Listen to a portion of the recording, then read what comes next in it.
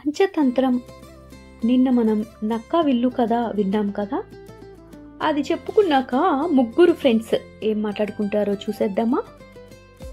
తాబేలు ఎలుకతో, ఇక నుండి నాకు కాకి ఎంతో నీవు కూడా అంతే. దేవుని దయ వలన మనం ముగ్గురం స్నేహితులుగా కలిశాము. ఈనాటి నుండి ముగ్గురం ఇక్కడే హాయిగా కాలం గడుపుదాం అని చెప్పింది. ఆ రోజు నుండి కాకి, తాబేలు, ఎలుక ఎంతో స్నేహంగా వారి కాలాన్ని గడుపుతూ ఉన్నాయి. అలా ఉండగా ఒకరోజు ముగ్గురు స్నేహితులు ఒక చెరువు గట్టు మీద కూర్చుని కబుర్లు చెప్పుకుంటూ ఉన్నారు. అప్పుడు ఒక లేడి పిల్ల ఎంతో భయపడుతూ పరిగెత్తుతూ అక్కడికి వచ్చింది. అంత శబ్దం చేస్తూ పరిగెత్తుకుంటూ రావటం వలన ఆ శబ్దాన్ని విన్న ముగ్గురు స్నేహితులు కంగారు పడిపోయి భయంతో తాబేలు చెరువులోకి పోయింది, కాకేమో చెట్టుపైకి ఎగిరిపోయింది, ఎలికేమో గబగబా పక్కనే ఉన్న కలుగులోకి పోయి దాక్కున్నాయి. అక్కడ అంత నిశ్శబ్దంగా ఉండేసరికి ప్రమాదం ఏమీ లేదు అనుకుని కొంచెం సేపటికి కాకి పైకెగిరి చుట్టుపక్కల పరిశీలించింది. శత్రువులెవ్వరూ లేరని తనకు తానే నమ్మకం ఏర్పాటు చేసుకుని ఇక అప్పుడు నెమ్మదిగా, మిత్రులారా, మనం భయపడవలసిన పనేమీ లేదు, మీరు ధైర్యంగా బయటకు రండి అని పిలిచింది. కాకి భరోసాతోటి ఎలుక, తాబేలు ధైర్యంగా బయటకు వచ్చాయి. ఆ చెట్టు కింద లేడి అక్కడే భయంతో గజగజ వణుకుతూ బెదురు చూపులతో నిలబడి ఉంది. తాబేలు దాన్ని చూసి జాలిపడిపోయింది. ఆ లేడి దేనినో చూసి భయపడి బెదిరిపోయింది అని గమనించింది. ఓయి, నీవెవరో? ఎక్కడి నుండి వస్తున్నావో? ఎందుకు ఇలా పరిగెత్తుకు వచ్చావు? అంతలా భయపడుతున్నావెందుకు అని అడిగింది. ఆ మాటలు వినిన లేడి, నా పేరు చిత్రాంగుడు, నన్నొక వేటగాడు తరుముకుంటూ వచ్చాడు. వాని నుండి తప్పించుకోవటానికి నేను మీ వద్దకు చేరాను. నాకు దిక్కు మొక్కు లేదు, మీరే నాకు శరణము. నన్ను మీ సోదరునిగా భావించండి, కాపాడండి అని బ్రతిమలాడింది. వెంటనే తాబేలు, సరే, నీవు భయపడకు, ధైర్యంగా ఉండు అని లేడికి ధైర్యం చెప్పి తన మిత్రులతో, ఈ లేడిని కూడా మనం ఇక నుండి మన జట్టులో చేర్చుకుందాం. నాకు ఇతని మాటలు నిజాయితీగా అనిపిస్తున్నాయి. ఇక నుండి తను కూడా మనతో పాటు కలిసి ఉంటాడు. మీ అభిప్రాయం చెప్పండి అని అడిగింది. కాకి, ఎలుక రెండు, నీకు సమ్మతం అనిపిస్తే మాకు కూడా సమ్మతమే, తనని స్నేహితుడిగా చేసుకోవటానికి మాకు ఎటువంటి అభ్యంతరము లేదు అంటూ వాటి అంగీకారాన్ని కూడా తెలిపాయి సరేనంటూ. ఆనాటి నుండి లేడీ, కాకి వాటితో పాటు కలిసిమెలిసి కాలం గడపసాగింది. అలా కొన్ని రోజులు నలుగురు సంతోషంగా కాలం గడుపుతూ ఉండగా ఒకరోజు మేతకు పోయి వస్తాను అని లేడీ వెళ్ళిపోయింది. కానీ ఎంతవరకు తిరిగి రాలేదు. అతనికి ఏదైనా అపాయం కలిగిపోయిందేమో అని ఎదురు చూసి చూసి తాబేలు చాలా కంగారు పడిపోయింది.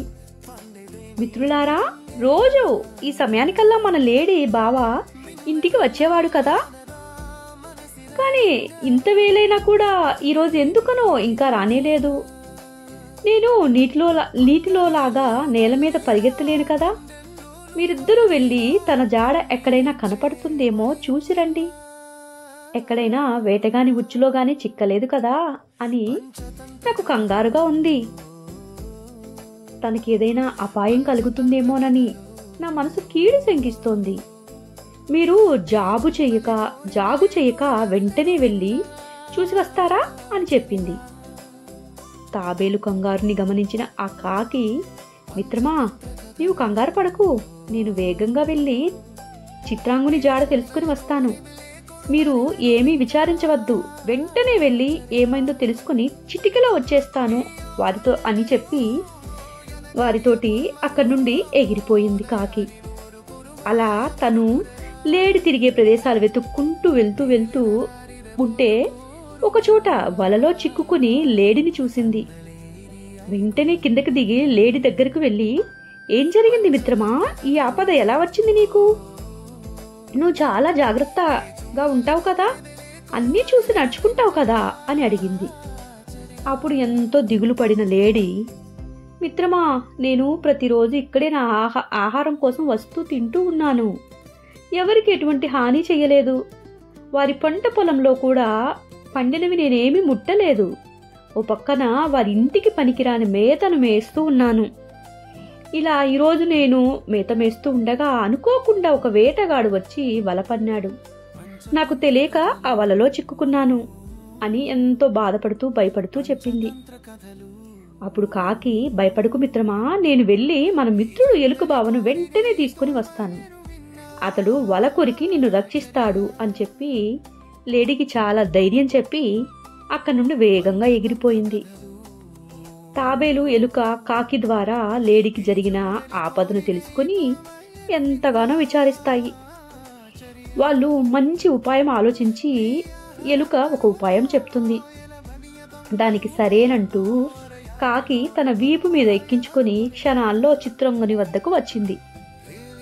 వారిద్దరూ అక్కడికి రాగానే చిత్రాంగునకు లేడీకి పోయిన ప్రాణం తిరిగి వచ్చినట్లనిపించింది.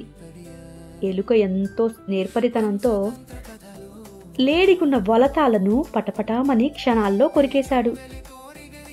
అప్పుడే ఆ లేడీ వల నుండి బయటకు వచ్చి తనను కాపాడిన ఎలుకను, కాకిని ఎంతగానో మెచ్చుకొని ముగ్గురు వేగంగా తమ ఇంటికి వెళ్తూ ఉన్నారు. ఆ దారి మధ్యలో ఎలుక, చిత్రంగా నీ కష్టములకు అంతులేనట్లుంది. ఈ మధ్యనే వేటగాని వలలో నుంచి చిక్కుకొని మా దగ్గరికి చేరావు ఎలాగో. ఆ కష్టం పోయిందిలే అనుకుంటుండగా మరలా ఏమాత్రం ఈ కష్టం వచ్చింది. ఏమాత్రం మేం రావటం ఆలస్యమైపోయినా కూడా నీ ప్రాణం పోయేదే కదా. నీవెంత బాధను అనుభవించావో నాకు తలుచుకుంటేనే భయంగా బాధగా ఉంది అని ఎంతో బాధతో దిగులుగా చెప్పింది ఎలుక. ఎలుక మాటలు విని చిత్రాంగుడు, మిత్రమా, ప్రతి జీవికి కీడో మేలో ఎప్పుడో ఏదో ఒకటి కలుగుతూ ఉంటుంది. దానిని అనుభవించక తప్పదు. ప్రాణాలకు సుఖదుఖాలు సహజమే కదా. పూర్వజన్మలో నేనేమేం పాపం చేశానో కానీ పుట్టినప్పటి నుండి అన్ని కష్టాలు అనుభవిస్తూ ఉన్నాను నేను. నా గతం గురించి నా కథేంటో చెప్తాను వినండి అని ఒక కథను చెప్పాలి అనుకుందనమాట. ఈ కథని రేపటి ఎపిసోడ్లో నేను మీకు చెప్తాను.